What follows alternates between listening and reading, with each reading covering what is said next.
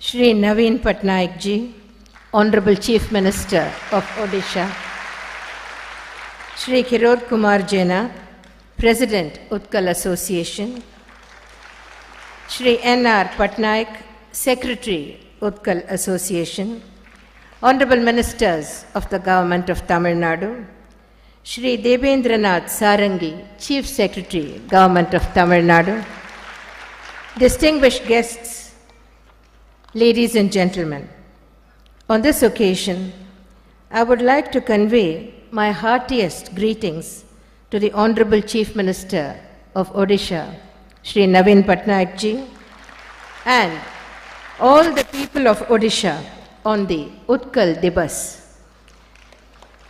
It is indeed a pleasure to be part of this magnificent event, which marks the commemoration of the birth of Odisha as the first separate linguistic state. My association with Odisha goes a long way back. Going down memory lane, I recall with pleasure Shri Biju Patnaik ji's visits to Tamil Nadu. I had the privilege of hosting him when we were both chief ministers. Shri Biju Patnaik ji was a colossus who strode the political firmament in his time and left indelible footprints on the political environment in Odisha. I am happy today to host Shri Naveen Patnaik ji, the illustrious son of an illustrious father. Shri Biju Patnaik was a father figure to me. Shri Biju Patnaik ji left behind a legacy of respect, cooperation, and mutual affection that continues in the bond I share with his son, Shri Naveen Patnaik ji, who is like a brother to me. This day is a celebration of the pristine glory and sublime aesthetic expression of art and culture of the state of Odisha.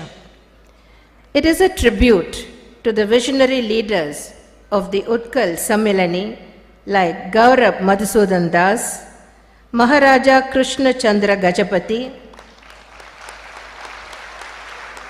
Pandit Neelakanta Das, and Bhubanananda Das, among others, who fought relentlessly to form a politically separate state under British rule on the 1st April 1936 in culmination of the aspirations of the people of Odisha. Celebrations like these emphasize the need to recognize the state's own culture while ushering in an era of modernity. It is a tradition that needs to be nurtured, enlivened, and encouraged.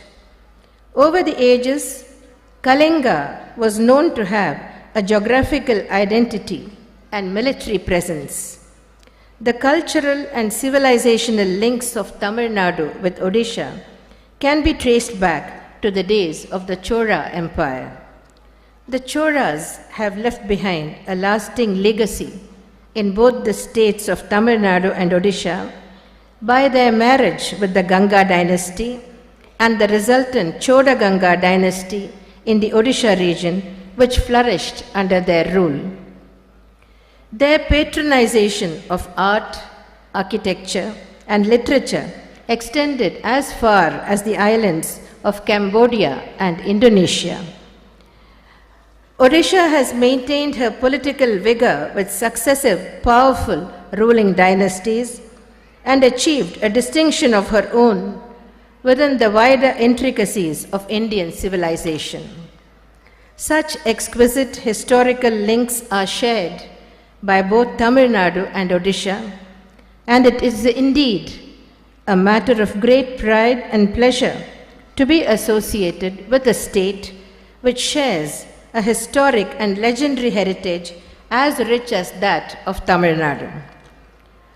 Our code of conduct is a refined, sophisticated way of life handed down from generation to generation through our 5,000 years old civilization. Earlier, every time when there was a lament that our culture has disintegrated beyond salvage, I used to feel worried. I am now convinced that the essence of who we were and who we are continues unsullied. We are, in our heart and soul, Indian.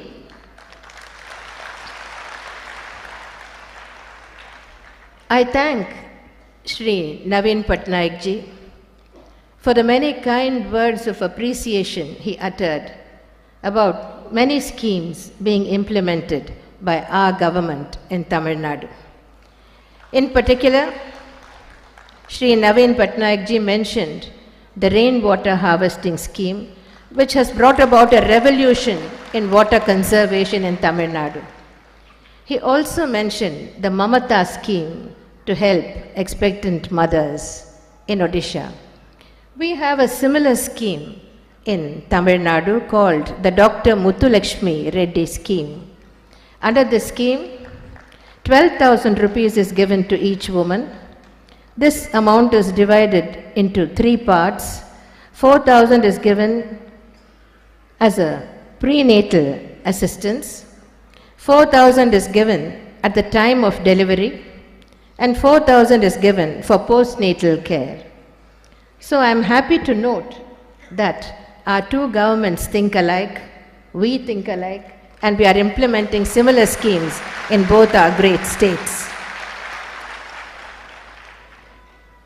In the present system of multi-level governance, operating within a federal structure like that of India, harmonious relations with other states are indispensable. As the world keeps getting metaphorically smaller, it is impossible to imagine that states can survive or sustain themselves on a standalone basis. There is a definite and very high level of interdependence emerging in a situation wherein we need to act together and prosper together by a certain well-understood system of bilateral relations under which the outcomes would lead to a larger collective benefit.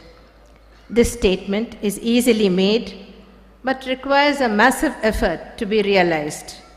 A question thus arises as to where and how one could begin to further the cause of interstate cooperation, because the future belongs to cooperation and not isolationism.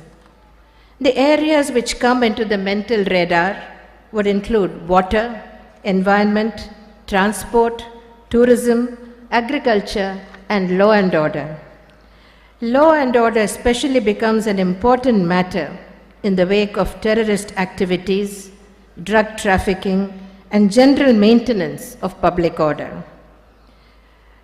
Regional interstate cooperation has been the touchstone of development indices, and the Indian states are not isolated from each other's growth impulses. Odisha stands out as a beacon light for growth and advancement, paving the way for a stronger and progressive nation. Shri Biju Patnaik was a father figure to the entire populace of Odisha. While he was there, every person in Odisha felt, here is someone who cares for me, who cares for us. Similarly, I congratulate Shri Naveen Patnaik ji for inspiring the same degree and level of confidence in the people of Odisha, for here is a Chief Minister who really cares about his people. My government is committed to thrusting Tamil Nadu into the top legion of economic growth as envisaged in our vision document 2023. Tamil Nadu and Odisha share similar trends in statistics of sustained growth in the industrial sector as well as in the agricultural sector. It is therefore imperative to understand that growth transmitting linkages need to be established between our two states. I am sure that Tamil Nadu and Odisha will emerge as partners in all spheres of development. To sum up, This auspicious occasion is indeed a milestone which we will look back upon with justifiable pride in the future. It heralds a new beginning in the chapter of interstate relations, and this is a journey on which we will embark with a spirit of resolve. In the words of Stephen Covey, the famous American author, and I quote, "Synergy is the highest activity of life. It creates new untapped alternatives. It values and exploits the mental, emotional, and psychological differences between people," unquote. I am happy to have been given the opportunity of laying the foundation stone for the new Odisha Bhavan in Chennai. We have given 5 grounds of land in Velachery for this project, and I assure the Honorable Chief Minister of Odisha that my government will do everything possible to expedite the construction of this Odisha Bhavan. I hope it is completed very soon, and I hope that Shri Naveen Patnaik ji will make another visit to Chennai and give me the opportunity of hosting him again when he comes to inaugurate the new Odisha Bhavan, and I hope I will be invited to participate in this function also. So to sum up, brothers and sisters, let us be guided not by the forces of disintegration, but by those that are making concerted efforts for the consolidation and unity of the states and consequently of our great nation. Thank you. Vanakkam.